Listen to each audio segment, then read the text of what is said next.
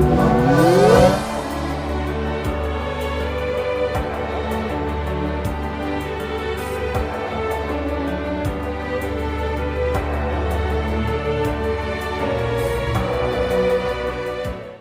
everybody, Loading Gears here.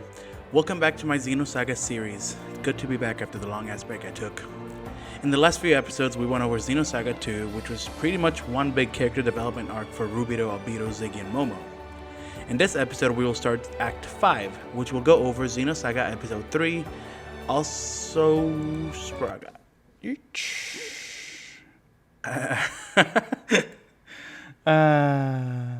Also sprach Zarathustra. Okay, that's as hard as I'm willing to try. Also sprach Zarathustra. Or, thus spoke Zarathustra in German. This game tries its hardest to fill in all the holes left over by a series which was not given the time to flesh out its story. I mean, like I said, Xenosaga 2 was actually supposed to be part of Xenosaga 1, but let's not get into that. This game is also considered to be the best out of the three, both gameplay-wise and story-wise. So without further ado, let's go. But before that, before Xenosaga 1, we need to talk about Cherenkov. Before Xenosaga 2, we need to talk about Abel and Abel's arc. And so we'll continue that pattern. And before Xenosaga 3, we need to talk about Xenosaga 2 to 3, A Missing Year. You see, Episode 3 events takes place a year after Episode 2. But that doesn't mean that our characters were doing nothing in that year. So, in order to understand what happened between 2 and 3, we have the game Xenosaga 2 to 3, A Missing Year. Or, well, a game isn't really a word for it. More like a flash animation. Not even an animation, really. More like a slideshow. Anyways, it doesn't matter. It's important to the story as a whole, so we have to go over it. Which means I have to read a lot, because the only way to get this information is reading the flash animation or the novel of the events told from Jin's perspective. I did both. And as I said in part 3 of this series, when I had to read Pied Piper, I hate reading. So you're welcome. I love you. Okay, let's go.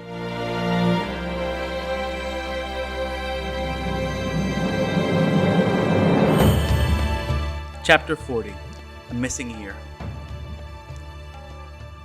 After the event of Xenosaga 2, Xion went back to her usual duties in Vector.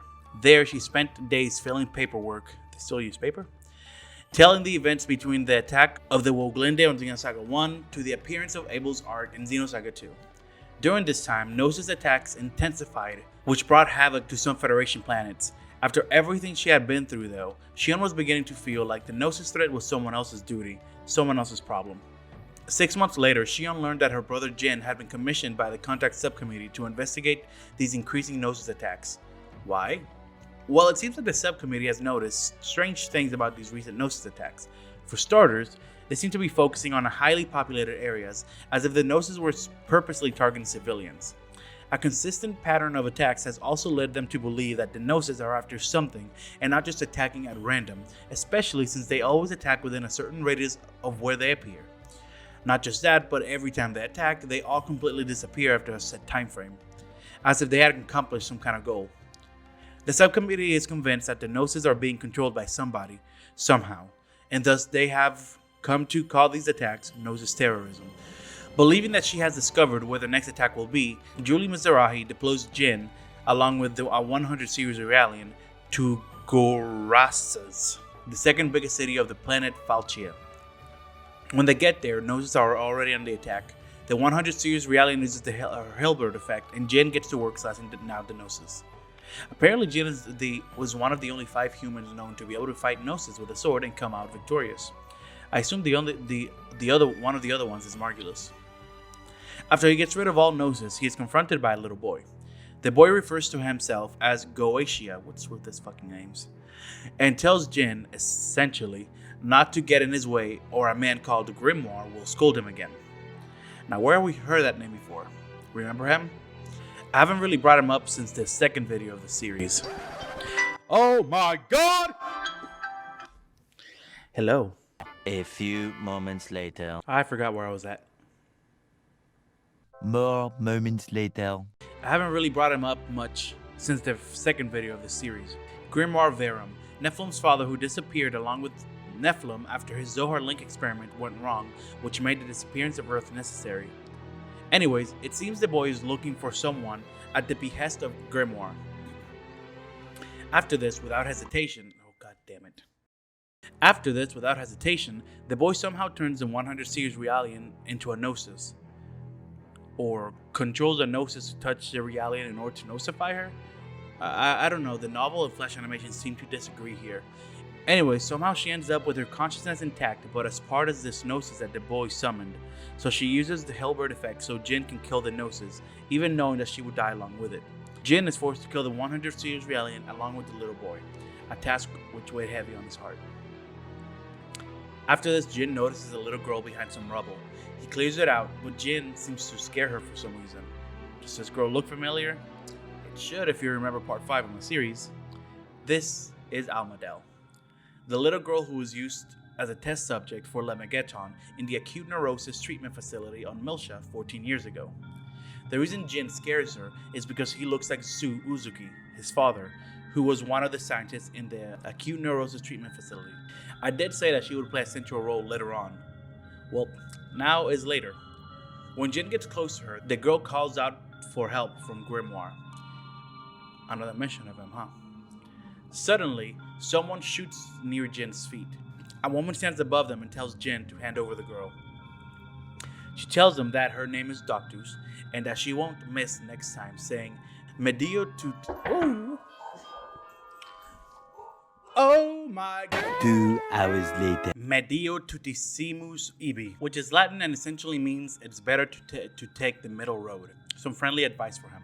Jin, of course, refused to hand over the girl, prompting Doctus to tell him that the little girl is beyond his comprehension, calling her Grimoire's little girl, or Grimoire's maiden, or the girl of Grimoire. They use 3 different translations between the novel and the animation. I'm gonna just stick with the first one. Anyway, she just decides to let it be for now and leaves, telling Jin, Vive memor mortis, which is more Latin and means live mindful of death. More friendly advice. The girl then shakes her head and tells Jin that her name is Nephilim. Huh. Weird. We know a Nephilim. It's Grimoire's daughter. The one who became an imaginary Nomad Domain being without becoming a Gnosis way back during the Earth days thanks to Grimoire's experiment on her. But we've seen her before in her ghostly form, and she looks nothing like this girl. The plot thickens. Jin realizes that the thing the Gnosis terrorists were after was probably this Realian girl. After this, Jin returns to the subcommittee to report his findings to Julie. Jin writes a report on his findings, which are sent over to Vector for support as they are expert in Realian technology. And as an anti-Gnosis battle advisor, Xion also gave her support to the investigation. This is how she came to know about Grimoire's little girl. Xion was worried about these findings, as her sense of stability she had come to regain would be shaken.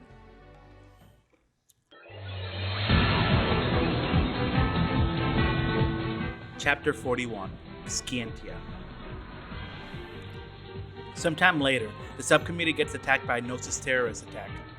Xion is asked to take Cosmos over to help in rescuing the survivors, along with an army of eggs and riding ES Dina. They managed to rescue the survivors. Among them were Julie, Jin, and Grimoire's little girl. Jin goes off to fight the Gnosis while Cosmos did the same. Meanwhile, Xion stayed with Julie and Almadel to protect them.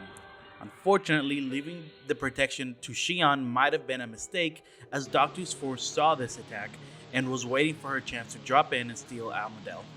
And so she did. Doctus made her way into the subcommittee, knocked Xion out, and got out with Almadel.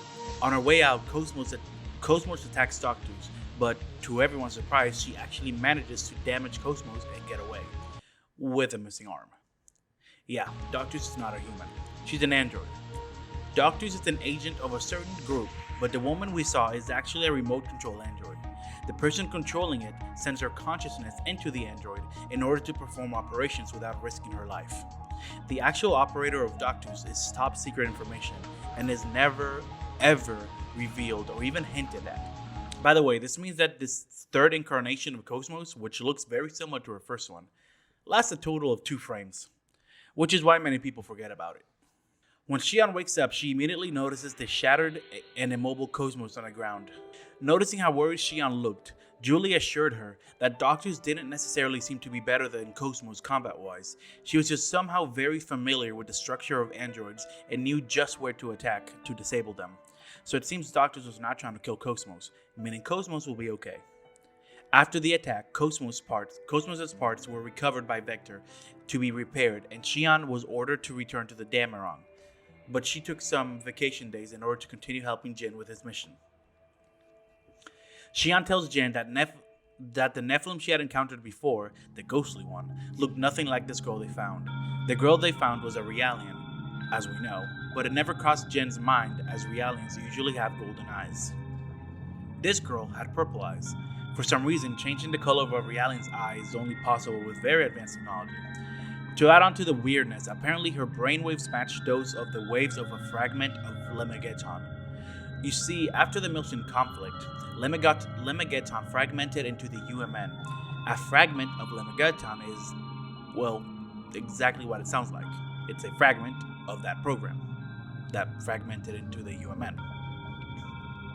Fragments of Lemegeton can stimulate the appearance of a gnosis. Remember how I said that Almadel was being used as a guinea pig for experimentation on Lemegeton? Keep that in mind. Also, keep in mind that when I say Lemegeton, I'm talking about the program that Grimoire made by translating the original Lemegeton made by Chaos back in the ancient era. Anyways, they can't say for sure if this means that the girl was behind some of the Gnosis attacks because her memory was completely wiped. Everything except the information that her name is Nephilim, although that is information that was implanted into her recently by a third party. Julie then tells them that Lemegeton was created by a scientist from Earth called Grimoire Verum, information we already knew, but a human living thousands of years is impossible, so this is news to them. Using the wavelengths emitted by Almadel, Julie managed to track her down, but transportation was still a problem.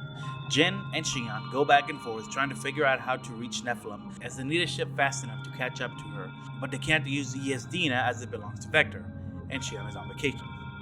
Julie then remembers that she has a prototype ES in the second hangar of the subcommittee that they acquired for research purposes, and that she would love for Jin to test drive it. Of course, Jin accepts, and this is how he comes to be the owner of the ES he will have until the end of Xenosaga 3, ES Ruben. They inspect their new craft, and Xian becomes a bit uneasy as not only does the ES have no weapons, since it's a prototype, but the armor is, and I quote, like a piece of paper. However, Jin likes it as it has incredible speed, faster than both Dina and Dasher. Jin and Xian make it to the location to track Almadel, some kind of battleship. Inside, they find a conference room with a ton of books, which surprises Jin, as he has never seen so many paper books anywhere other than his own house. Suddenly, he's shot at, but he manages to dodge it. It's doctors again. After some back and forth, they meet the captain of the ship, who tells them who they are. They are Skandia. Remember Skandia? I've only mentioned it once. It's the anti-UMN group that Melisse from Pied Piper created by unifying other anti-UMN groups into one after the events of Pied Piper. Yeah, all those things I brought up way back then are finally starting to come together, huh? The captain tells him that a person whose brain is implanted with a fragment of Lemegeton is called a Grandi, and those people will eventually turn into Gnosis with their human consciousness still intact. This retainment of their consciousness allows them to use Lemegeton waves to summon Gnosis. The Realian girl herself is a Grandi. She was given to the acute neurosis treatment facility 14 years prior on Old Milsha for research. It was thanks to the research on this girl, Almadel, they still don't know her name by the way, that the Zohar link system was able to be created. So let's get this straight. Yute created 3 Realians from Fabronia, Cecily, Kath, and Almadel. And they used their research from one of them, Almadel, to create a system that would incarcerate and doom the other 2, Cecily and Kath. Man, that's just cruel. Hearing this information seems to trigger something in Xian's memory, but she wasn't sure what it was. Wonder. The captain continues and tells him that they assume the reason why Almadel showed up now, even though she was infected with the Lemegeton fragments 14 years ago, has something to do with Vector Industries.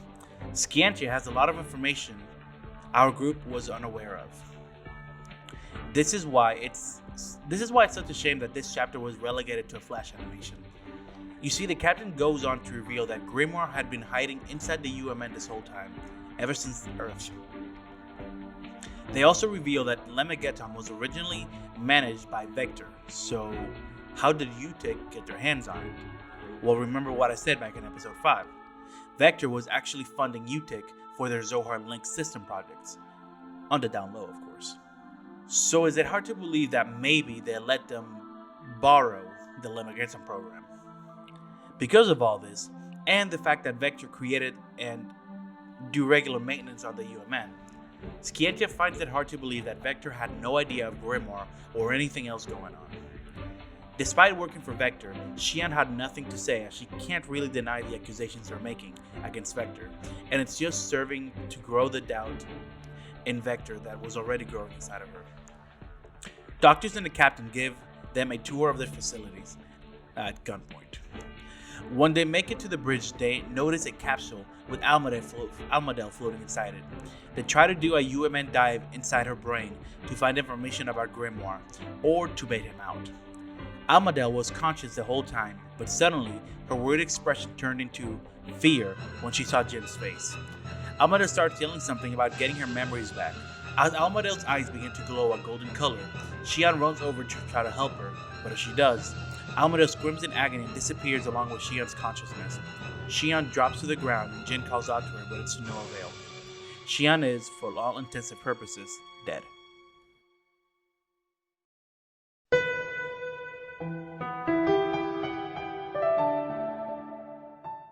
Chapter 42, Ars Nova.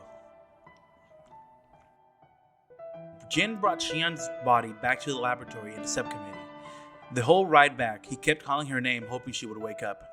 A week passed, and there were no signs of Xian waking up.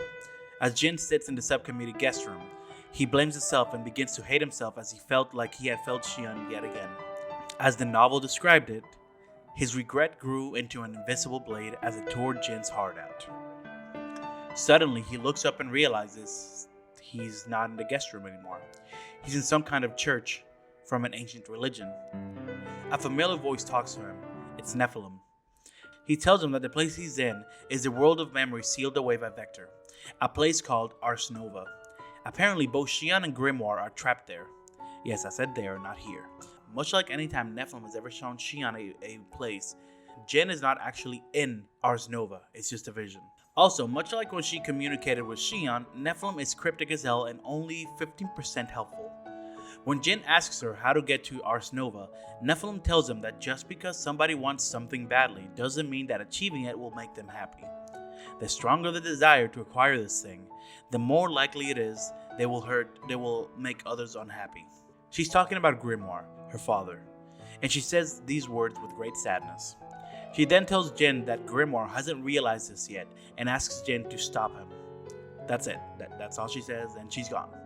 Thanks, Nephilim.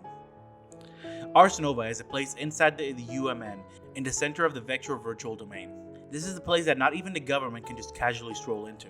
Because of this, Julie can't really help him, something Jin predicted and accepts as he didn't want to drag her down with him. She did, however, feel like she owed them one for reuniting her with Momo, so she lets him borrow E.S. Rubin again, along with a copy of the fragment of Lemegeton. With that, Jin goes off to seek help from other sources, Skandia. When they meet with them, he offers them a deal. If they set up a UMN dive for him and help him get to Ars Nova, he will hand over Grimoire and the Lemegeton fragment. When Doctus asks what will happen if they say no, Jin is very straightforward and says he doesn't know because he didn't really think of the possibility that they would say no. Knowing that his life will be in their hands while he's in the Encephalon, and thus there isn't really much of a way for him to deceive them, Skandia accepts this deal. Jin tells Doctus everything Nephilim told him, and Doctus tells him that Ars Nova is the most secure area in the UMN, located in the deepest parts of S Division, which is managed by none other than Vector. Looks like our group has finally seen Vector's true face. Despite warnings that Vector will throw everything at him to stop him, Jin's only concern seems to be that the Realian girl, Almadel, seems afraid of him, so rescuing her will be kind of difficult. Once inside, he's immediately met by Grimoire. Grimoire tells him that he never meant to cause any trouble, he just needs the fragments of Lemegeton back. After all, the Lemegeton program was originally his. Jin tells him that first he will need Xion back. Considering that Xion's entrance into Ars Nova was a mistake, Grimoire has no problem with this request. Meanwhile, Xion is inside Ars Nova holding onto Almadale. She tells Xion that if she collects all the fragments of Lemegeton, Grimoire will give her all her memories back. Then Grimoire appears before them and he begins talking to Almadale, again calling her Nephilim. But he should know better, because the real Nephilim is his daughter. So what the fuck is going on? Grimoire then takes Nephilim away, and soon after, Jin appears before Xion. It seems that Grimoire has almost total control over this area to be teleporting people around.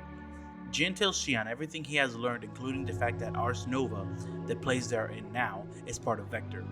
This makes her finally realize that Vector, the company she works for, has something malicious to hide. Grimoire then appears near them and thanks them, as it seems that Almadale has finally come to her senses.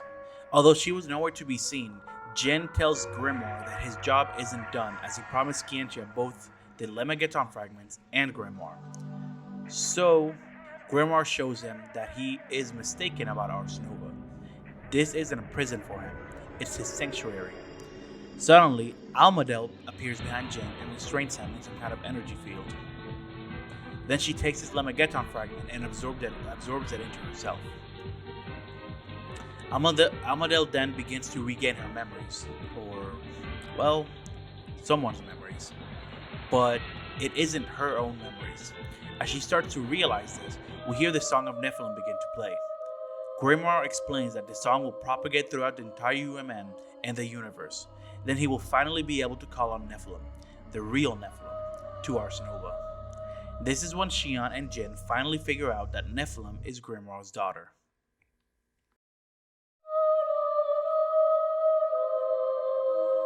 Chapter 43, Nephilim Verum.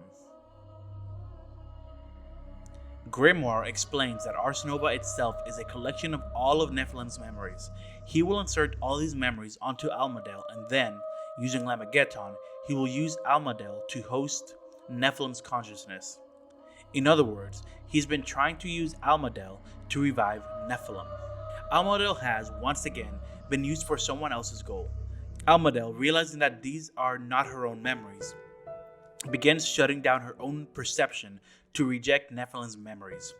Grimoire, confused and angry at this fact, begins begging her to take his daughter's memories in, and Xion yells at him, telling him that she doesn't just want any memories, she wants her memories, her life back. Honestly, I'm not sure how much happier she would be remembering that she was just a Realian created for experimentation on Lemegeton. But at least it'd be her own memories. Anyways, Grimoire insists that she would be much happier with Nephilim's memories, the most precious mind, instead of what he calls a pseudo-mind, since she is a Realian. This enraged Xion, as she has always held much love for Realians. Grimoire, who's becoming concerned about Nephilim's memories dissipating, begins to cry out, because the memories that are not making it into Almadale are slowly beginning to disperse into the UMN. He begins to break down into tears as he realizes everything he has worked for in the past 4,000 years will be undone. Xion, despite her anger towards him, can't help but feel bad for him as she realizes that everything he has done has been for the love he held for his daughter. Then suddenly, Nephilim appeared before Grimoire. As Grimoire gazes upon his long-lost daughter, his tears become tears of joy. His consciousness begins to dissipate as his reason for existing has finally been fulfilled. He simply wanted to see his daughter again. As he dissipates, Grimoire speaks his last word to his daughter, "Welcome home."